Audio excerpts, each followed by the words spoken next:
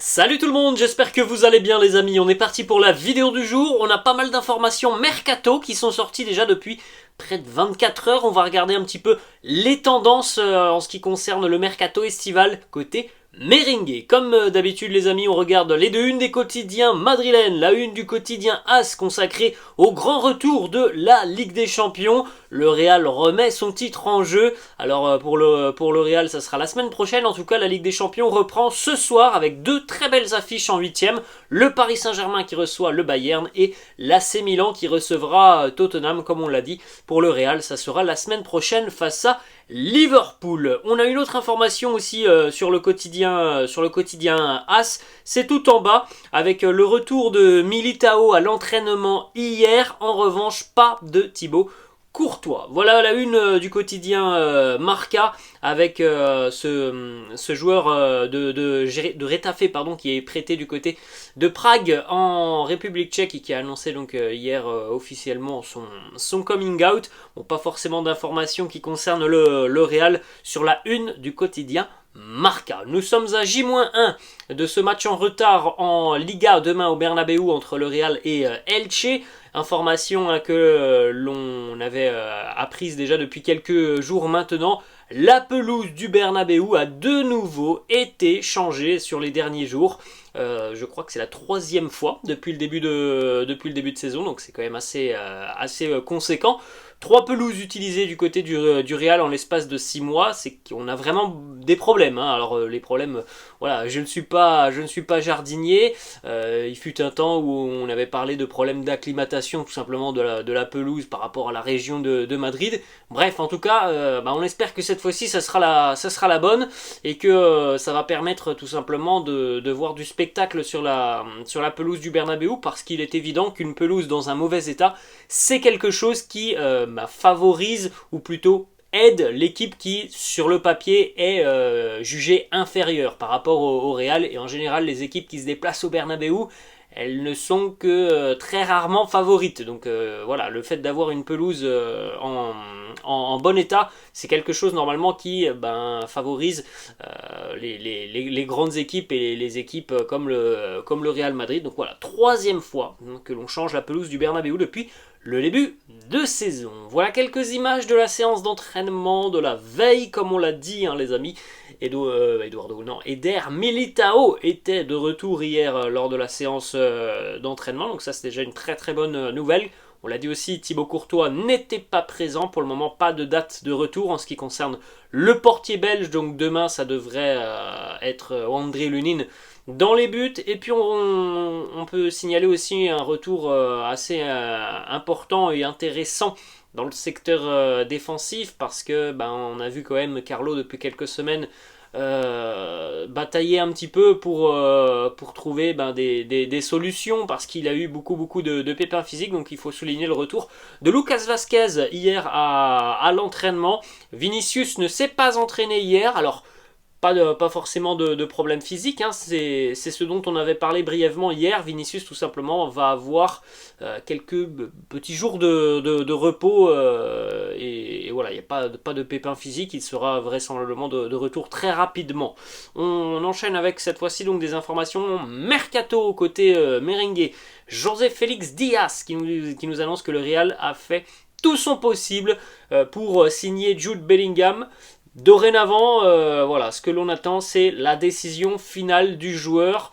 Son avenir, c'est lui, Jude Bellingham, qui a tout simplement les clés de son avenir en main. Le Real, Liverpool, Chelsea, City, je ne sais pas. En tout cas, voilà, tout a été fait, tout a été mis en œuvre par le Real pour persuader et convaincre Jude Bellingham de s'engager avec le club. Maintenant, on attend la réponse du joueur.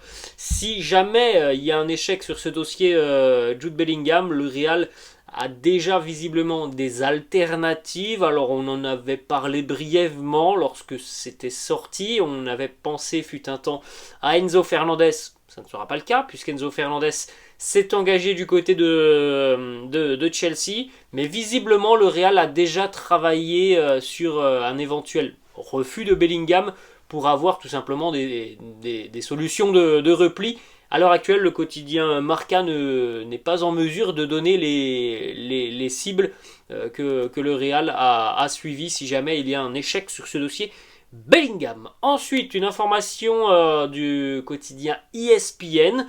ESPN, spécialisé foot, qui nous annonce tout de même que visiblement le mercato estival du Real va être très chargé, que ça soit en termes de signature, mais aussi en termes de départ. Bon, alors en ce qui concerne les départs, on sait qu'il y a des joueurs qui vraisemblablement ne seront plus au Real l'année prochaine. Il y a encore aussi quelques petites interrogations par rapport à certaines prolongations de contrats. Après, bon, en ce qui concerne les arrivées, de ce que l'on peut entendre et comprendre depuis quelques semaines, on se dirige vers une arrivée au milieu de terrain, vraisemblablement un numéro 9, peut-être quelqu'un aussi en défense, un latéral. Bon, on sait qu'il y aura Fran Garcia, mais peut-être un autre. Et puis pourquoi pas aussi un autre ailier, mais ça dépend aussi de l'avenir de Marco Asensio. On enchaîne avec donc une information là aussi de ESPN qui annonce que le Real suit la situation de Dusan Vlahovic, l'attaquant serbe de la Juve, de Richarlison, l'attaquant de Tottenham. Ce sont deux options qui sont vues comme des joueurs à même de venir renforcer le secteur offensif du Real et de suppléer un petit peu Karim Benzema, parce que bon, à moins d'une énorme surprise quand même et d'un retournement de situation en ce qui concerne la prolongation de contrat du 9, Karim devrait être présent l'année prochaine, et Karim, je pense, sera encore le numéro 9 évidemment du Real l'année prochaine. Donc voilà, il faut, comme on le disait déjà l'été dernier, trouver un profil qui accepte ce rôle entre guillemets de numéro 2 derrière le 9. Donc voilà, Dusan Vlahovic et Richarlison sont des cibles. On poursuit aussi avec deux autres informations mercato. Il va vraisemblablement y avoir une rencontre entre les dirigeants du Real et les dirigeants de l'AC Milan dans le courant du mois de mars pour évoquer donc la situation de Brahim Diaz qui visiblement se plaît tout de même du côté de Milan. Ça a été pour lui, je pense, quand même un prêt très bénéfique du côté de Milan. Reste à savoir maintenant quelles sont les positions de chacun sur ce dossier, quelle est l'envie du joueur, quelle est l'envie du Real, le récupérer ou non, et l'envie aussi de l'AC Milan qui a quand même aussi divers profils dans le secteur offensif. Donc voilà, dans les prochaines semaines, on en saura certainement plus sur l'avenir de Brahim Diaz. Ensuite, on enchaîne avec une autre information mercato. Ryan Cherki, le jeune prodige lyonnais, est sur le radar du Real Madrid. Je pense que ça, c'est quelque chose qui pourrait se finaliser très rapidement si jamais le Real montre un intérêt sérieux. Je sais pas si c'est dans les prochains mois, peut-être dans les prochaines années, parce que le rêve de Ryan Cherki, il l'a déjà annoncé, c'est le Real Madrid. Il a un club de cœur, on va dire ça comme ça.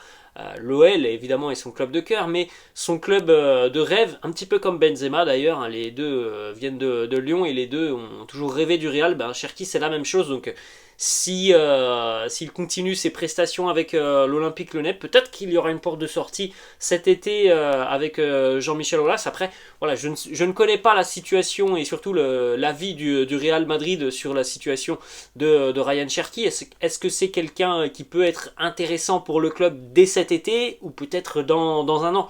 Je n'en sais rien, en tout cas voilà, il faut le savoir et c'est important de savoir que le Real est sur le dossier, suit la situation de Cherki qui lui est un amoureux du Real Madrid. On va continuer les amis avec 3-4 informations pour terminer. Premièrement, une déclaration de Toni Kroos. Toni Kroos qui nous dit: Kroos et Modric ne peuvent plus jouer ensemble. Alors ça c'est la question d'un journaliste. Kroos et Modric ne peuvent plus jouer ensemble. Je ne doute pas que nous puissions encore jouer ensemble. Quand nous ne jouons pas, vous pouvez le voir, c'est un autre football. Peut-être que nous gagnons, mais c'est différent. Alors moi j'ai déjà eu à vous parler notamment de Kroos et Modric sur le terrain en même temps. Je pense, c'est mon avis, tout le monde n'est pas d'accord, moi je pense qu'il y a certains matchs où c'est pas une bonne idée d'aligner Kroos et Modric en même temps. Tout dépend de l'adversaire et ça dépend de beaucoup de facteurs, mais voilà, je ne suis pas un partisan de voir Kroos et Modric alignés sur tous les matchs. Alors, c'est pas ce qui se passe au Real, loin de là.